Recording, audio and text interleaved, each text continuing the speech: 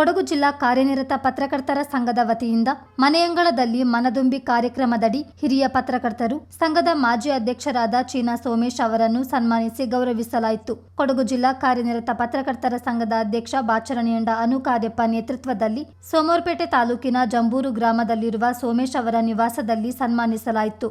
1982ರ ಕಾಲಘಟ್ಟದಲ್ಲಿ ಬೆಂಗಳೂರಿನಲ್ಲಿ ವಿಕ್ರಮ ರಾಷ್ಟ್ರೀಯ ಸಾಪ್ತಾಹಿಕ ವರದಿಗಾರನಾಗಿ ಪತ್ರಿಕೋದ್ಯಮ ಸೇವೆ ಆರಂಭಿಸಿದ ಚೀನಾ ಸೋಮೇಶ್ ಅವರು ನವಶಕ್ತಿ ಹೊಸ ದಿಗಂತ ಪತ್ರಿಕೆಯಲ್ಲಿ ಕೆಲಸ ಮಾಡಿದ ನಂತರ 1994ರಿಂದ ಶಕ್ತಿ ದಿನ ಪತ್ರಿಕೆಯಲ್ಲಿ ಸುದೀರ್ಘ ಅವಧಿ ಕೆಲಸ ಮಾಡುವ ಅವಕಾಶ ದೊರೆಯಿತು. ಇವರು ಕೊಡಗು ಕಾರ್ಯನಿರತ ಪತ್ರಕರ್ತರ ಸಂಘದ ಸಂಘಟನಾ ಕಾರ್ಯದರ್ಶಿ, ಪ್ರಧಾನ ಕಾರ್ಯದರ್ಶಿ, ಅಧ್ಯಕ್ಷರಾಗಿ ಸೇವೆ ಸಲ್ಲಿಸಿದ್ದಾರೆ. ಹಿಂದೂ ವಿಜಯ ಸಾಪ್ತಾಹಿಕದ ಸಂಪಾದಕರಾಗಿ, ಅಭಿನವ ಭಾರತ ಪಾಕ್ಷಿಕ ಹಾಗೂ ವಿರಾಟ ಪಥ ಮಾಸಿಕ ಸಂಪಾದಕರಾಗಿ, ಶಕ್ತಿ ಸಹಾಯಕ ಸಂಪಾದಕರಾಗಿ ಸ್ವಯಂ ನಿವೃತ್ತಿ ಪಡೆದುಕೊಂಡರು. ಶ್ರೀ ಸುಮಂಕಾಕ್ಷೆ ನಮ, ಚುಟುಕು ರಾಮಾಯಣ, ಆಂಜಮುತ್ತು, ಅಗ್ನಿಪಥ, ಭಗವಂತನ ಬೆಳಕು ಭಾರತ ಹಾಗೂ ಭಾರತ ಸಿಂಧೂರ ಕೃತಿಯನ್ನು ರಚಿಸಿದ್ದಾರೆ. 2025ರ ಅಕ್ಟೋಬರ್ 30ರಂದು ತಮಿಳುನಾಡು ಸನಾತನ ಧರ್ಮ ಆಶ್ರಮದ ಶ್ರೀ ರಾಮಾನಂದಪುರಿ ಸ್ವಾಮೀಜಿ ಬಳಿ ಶ್ರೀ ಸೋಮನಾಥಾನಂದಪುರಿ ಸಂತನಾಗಿ ಸನ್ಯಾಸ ದೀಕ್ಷೆ ಪಡೆದುಕೊಂಡರು. ಸನ್ಮಾನ ಸ್ವೀಕರಿಸಿ ಮಾತನಾಡಿದ ಚೀನಾ ಸೋಮೇಶ್, ಡಿ.ವಿ. ಗುಂಡಪ್ಪ ಅವರು ಸ್ಥಾಪಿಸಿದ ಕಾರ್ಯನಿರತ ಪತ್ರಕರ್ತರ ಸಂಘ ಇಂದಿಗೂ ಗಟ್ಟಿಯಾಗಿ ನೆಲೆಯೂರಿದೆ. ಈ ಸಂಘದ ಅಧ್ಯಕ್ಷನಾಗಿ ಕೆಲಸ ಮಾಡಲು ಅವಕಾಶ ದೊರೆತಿದ್ದು ನನ್ನ ಸೌಭಾಗ್ಯ. ನಿವೃತ್ತಿ ನಂತರ ಸಂಘದವರು ಮನೆಗೆ ಬಂದು ಗೌರವಿಸುತ್ತಿರುವುದು ಹೆಮ್ಮೆ ಮೂಡಿಸುವುದರೊಂದಿಗೆ ಹಳೆಯ ನೆನಪುಗಳನ್ನು ಮೆಲುಕು ಹಾಕುವಂತೆ ಮಾಡಿದೆ ಎಂದರು. ಪತ್ರಕರ್ತರಾಗಿ ಕೆಲಸ ಮಾಡುವಾಗ ಸಿಗುವ ಅನುಭವ ಬೇರೆ ಯಾವುದೇ ವೃತ್ತಿಯಲ್ಲಿಯೂ ಸಿಗಲು ಸಾಧ್ಯವಿಲ್ಲ ಎಂದು ಸೋಮೇಶ್ ಹೇಳಿದರು. ಈ ವ್ಯವಸ್ಥೆಯಲ್ಲಿ ಇರುವವರು ಎಷ್ಟು ಭಾಗ್ಯವಂತರು ಅಂತ ಹೇಳಿದ್ರೆ, ಕರ್ನಾಟಕ ರಾಜ್ಯ ಕಾರ್ಯನಿರತ ಪತ್ರಕರ್ತರ ಸಂಘದ ಪ್ರಾರಂಭಿಕ ಅಧ್ಯಕ್ಷರು ಡಿ.ವಿ. ಗುಂಡಪ್ಪನವರು. ಅವ್ರನ್ನ ಮಂಕುತಿಮ್ಮನ ಕಗ್ಗದ ಮೂಲಕ ಜಗತ್ತು ಕಂಡಿದ್ದು ಕರುನಾಡಿನ ದಾರ್ಶನಿಕ ಅಂತ ಅದ್ಭುತ ಪಾಂಡಿತ್ಯ ಇದ್ದವರು ನಮ್ಮ ಸಂಘದ ಅಧ್ಯಕ್ಷರಿದ್ದರು.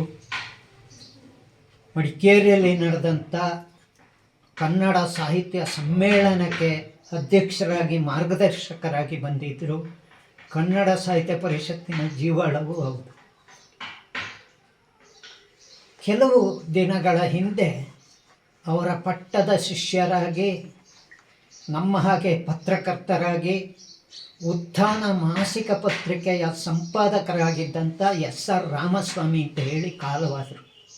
ಈಚೆಗೆ ಅವರು ಅಕ್ಷರಶಃ ಡಿ.ವಿ.ಜಿಯವರ ಪಟ್ಟದ ಶಿಷ್ಯರು ಅಂತ ಕರ್ನಾಟಕ ಗುರುತಿಸಿತು. ಅಂಥ ಅನರ್ಘ್ಯ ರತ್ನಗಳು ಎಷ್ಟೋ ಕರ್ನಾಟಕದಲ್ಲಿ ಆ ವ್ಯವಸ್ಥೆಯಲ್ಲಿ ನಾವಿದ್ದೇವೆ.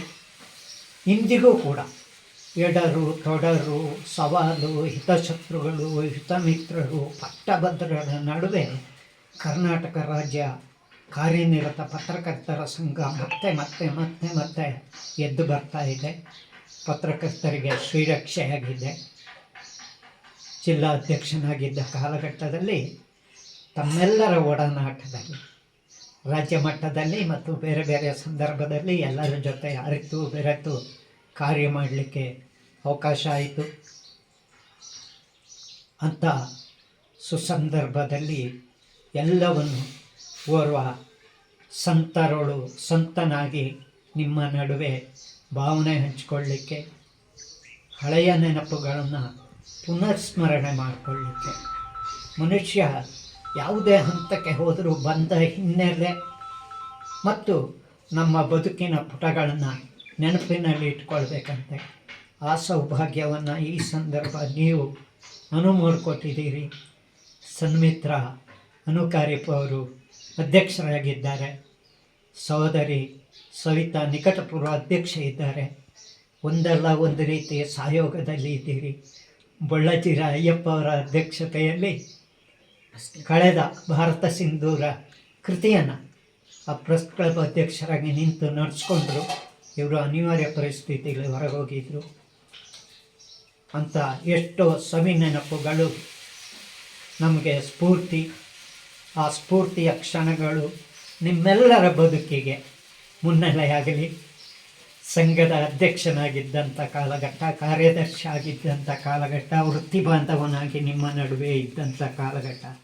ಸಂಘದ ಅಧ್ಯಕ್ಷ ಬಾಚರಣಿಯಂಡ ಅನುಕಾರ್ಯಪ್ಪ ಮಾತನಾಡಿ, ಚೀನಾ ಸೋಮೇಶ್ ಸಂಘದ ಅಧ್ಯಕ್ಷರಾಗಿದ್ದ ಸಂದರ್ಭ ಸಾಕಷ್ಟು ಕೆಲಸಗಳು ಆಗಿವೆ. ಸಂಘದ ಹಿತಕ್ಕಾಗಿ ಸಾಕಷ್ಟು ಉತ್ತಮ ನಿರ್ಧಾರಗಳನ್ನು ತೆಗೆದುಕೊಂಡಿದ್ದಾರೆ. ನೇರ ನಡೆನುಡಿಯ ಪತ್ರಕರ್ತರಾಗಿ ಸೋಮೇಶ್ ಅವರು ಹೆಸರು ಮಾಡಿದವರು. ಈಗ ಸಂಘದ ಸದಸ್ಯರಲ್ಲದಿದ್ದರೂ ಅದೇ ಸಂಬಂಧ ಒಡನಾಟವನ್ನು ಹೊಂದಿದ್ದಾರೆ ಎಂದರು. ಸೋಮೇಶ್ ಅವರು ನಾನು ಪೀಳಿ ಬಂದಾಗಲೇ ಆಗ್ಲಿಂದೇ ಸಂಘಟನೆಯಲ್ಲಿ ಇದ್ದವರು. ಕಾರ್ಯದರ್ಶಿ ಆಗಿದ್ದರು ಸಂಘದ. ಶಶಿಧರ್ ಅವರು ಅಧ್ಯಕ್ಷರಾಗಿದ್ದರು. ಅವರು ಅಕಾಲಿಕ ಮರಣ ಹೊಂದಿದ ಬಳಿಕ ಇವರನ್ನು ಅಧ್ಯಕ್ಷ ಸ್ಥಾನಕ್ಕೆ ಕೂರಿಸಿ ಕುಟ್ಟಪ್ಪನವನ್ನು ಪ್ರಧಾನ ಕಾರ್ಯದರ್ಶಿಯಾಗಿ ಮಾಡಿರುವಂಥದ್ದು. ಮತ್ತು ಇವರು 3 ವರ್ಷ ಅಂತ ಇಲೆಕ್ಷನ್ ನಡೆಯಿತು, ಆವಾಗ ಇವರನ್ನೇ ಆಯ್ಕೆ ಮಾಡಿರುವಂಥದ್ದು. ಒಟ್ಟು 5 ವರ್ಷ ಅಧ್ಯಕ್ಷರಾಗಿ ಸೇವೆ ಸಲ್ಲಿಸಿದ್ದಾರೆ. ನೇರ ನಡೆನುಡಿಯ ವ್ಯಕ್ತಿ. ಈಗಲೂ ಕೂಡ ನಾವು ನೋಡಿದ್ವಿ ಮಾತಾಡೋದು ಹೇಗೆ ಅಂತ ಹೇಳುವಂಥದ್ದು. ಅದರಿಂದ ತುಂಬ ಜನರಿಗೆ ಅವರಿಗೆ ಆಗಲ್ಲ, ಯಾಕೆ ನೇರವಾಗಿ ಹೇಳ್ತಾರೆ ಅಂತ ಹೇಳುವಂಥದ್ದು. ಬರವಣಿಗೆ ಕೂಡ ನೇರವಾಗಿರ್ತಿತ್ತು. ಅದರಿಂದ ಈಗ ಅವರು ಸದಸ್ಯರಾಗಿಲ್ಲ. ಯಾಕೆಂದರೆ ನಮ್ಮ ಸಂಘದಲ್ಲಿ ಯಾರು ಫೀಲ್ಡಲ್ಲಿ ಇದ್ದಾರೆ ಅವರಿಗೆ ಮಾತ್ರ ಸದಸ್ಯತ್ವ ಕೊಡುವಂಥದ್ದು ನಿಯಮ ಇದೆ. ಅದರಂತೆ ತುಂಬ ಜನರಿಗೆ ಇಲ್ಲ. ಈಗ ನೆಲಿತಾಯಿ ಅವರು ಕೂಡ ಇಲ್ಲ ನಮ್ಮ ಸಂಘದಲ್ಲಿ, ನೀವು ಕೂಡ ಇಲ್ಲ. ಆ ಥರ ಯಾರು ಹೊರಗಡೆ ಉಳಿತಾರೆ ಅವರಿಗೆ ಮೆಂಬರ್ಶಿಪ್ ಸಿಗಲ್ಲ ಅಂತೇಳಿ ಹಿಂದೆ ಕೊಡ್ತಾ ಇದ್ರು. ಯಾಕೆ ಕೊಡ್ತಾ ಇದ್ರು ಗೊತ್ತಿಲ್ಲ, ಹಳೆಯವರು ಹಿಂದೆ ಇದ್ದವರು ಅಂತೇಳಿ ಕೊಡ್ತಾ ಇದ್ರೇನೋ.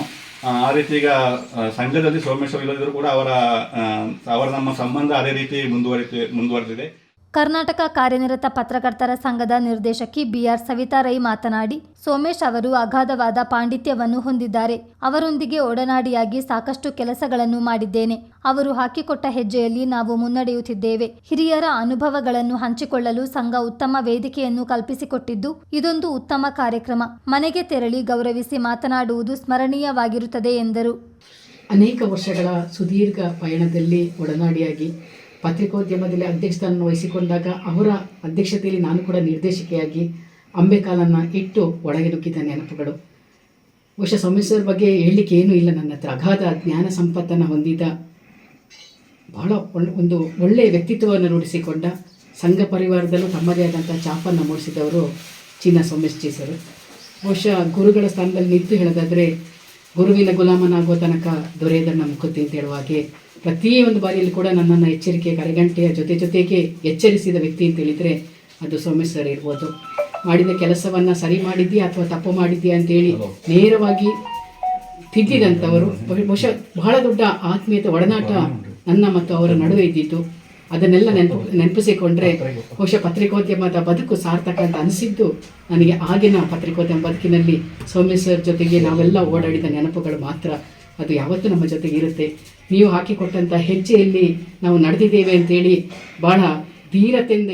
ಕೊಡಗು ಪ್ರೆಸ್ ಕ್ಲಬ್ ಅಧ್ಯಕ್ಷ ಬೊಳ್ಳಜಿರ ಅಯ್ಯಪ್ಪ ಮಾತನಾಡಿ, ಸತ್ಯತೆಯನ್ನು ತಿಳಿದು ಮಾತನಾಡುವ ಸೋಮೇಶ್ ಅವರು ಸಾಹಿತ್ಯ ಕ್ಷೇತ್ರಕ್ಕೂ ಕೊಡುಗೆ ನೀಡಿದ್ದಾರೆ. ನೇರ ನಡೆನುಡಿಯ ವ್ಯಕ್ತಿಯಾಗಿದ್ದು ಇದೀಗ ಆಧ್ಯಾತ್ಮದತ್ತ ಮುಖ ಮಾಡಿದ್ದಾರೆ. ಸಂಘಕ್ಕೆ ಸೋಮೇಶ್ ಅವರು ಮಾರ್ಗದರ್ಶನ ನೀಡಬೇಕೆಂದರು.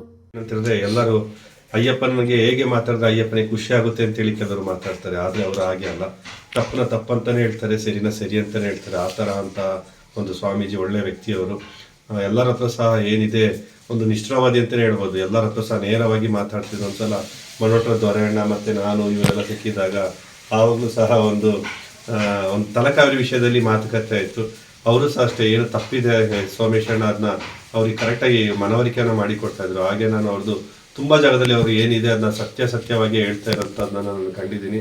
ಮತ್ತು ಸಾಹಿತ್ಯ ಕ್ಷೇತ್ರದಲ್ಲೂ ಸಹ ಒಳ್ಳೆ ಕೆಲಸವನ್ನು ಮಾಡಿದ್ದಾರೆ. ಹಿಂದುತ್ವವಾದಿ ಮತ್ತು ಒಳ್ಳೆ ಸಮಾಜ ಸೇವೆಯನ್ನು ಸಹ ಮಾಡಿ ಒಂದು ಜನರಿಗೆ ಒಂದು ಮಾರ್ಗದರ್ಶನ ನೀಡುವಂತಹ ಬರಹಗಳನ್ನು ಸಹ ಅವರು ಬರೆದಿರುವಂಥದ್ದನ್ನು ಕಂಡಿದ್ದೀನಿ. ಮುಂದಿನ ದಿನಗಳಲ್ಲಿ ಅವರು ಸ್ವಾಮೀಜಿಯಾಗಿಯೂ ಸಹ ಎಲ್ಲರಿಗೂ ಒಂದು ಮಾರ್ಗದರ್ಶಕರಾಗಿ ಮುಂದಿನ ಜೀವನದಲ್ಲಿ ಸಹ ಅವರು ಎಲ್ಲರಿಗೂ ಒಂದು ಮಾಹಿತಿ ನೀಡುವಂತಾಗಲಿ ಅಂತೇಳಿ ಅವ್ರಿಗೂ ಮತ್ತು ಅವರು ಎಲ್ಲರಿಗೂ ಸಹ ನಾನು ಶುಭವನ್ನು ಹಾರೈಸ್ತಾ ಇದ್ದೀನಿ. ಈ ಸಂದರ್ಭ ಸಂಘದ ಉಪಾಧ್ಯಕ್ಷ ನವೀನ್ ಸುವರ್ಣ, ಸೋಮವಾರಪೇಟೆ ತಾಲೂಕು ಸಂಘದ ಅಧ್ಯಕ್ಷ ವಿಶ್ವಕುಮಾರ್, ಜಿಲ್ಲಾ ನಿರ್ದೇಶಕ ಶಿವಕುಮಾರ್, ಸದಸ್ಯರಾದ ಮಂಜು ಸುವರ್ಣ, ಕೆಎಂ ವಿನೋದ್, ಸುರ್ಜಿತ್ ಉಪಸ್ಥಿತರಿದ್ದರು. ಚಿತ್ತಾರ ನ್ಯೂಸ್, ಮಡಿಕೇರಿ.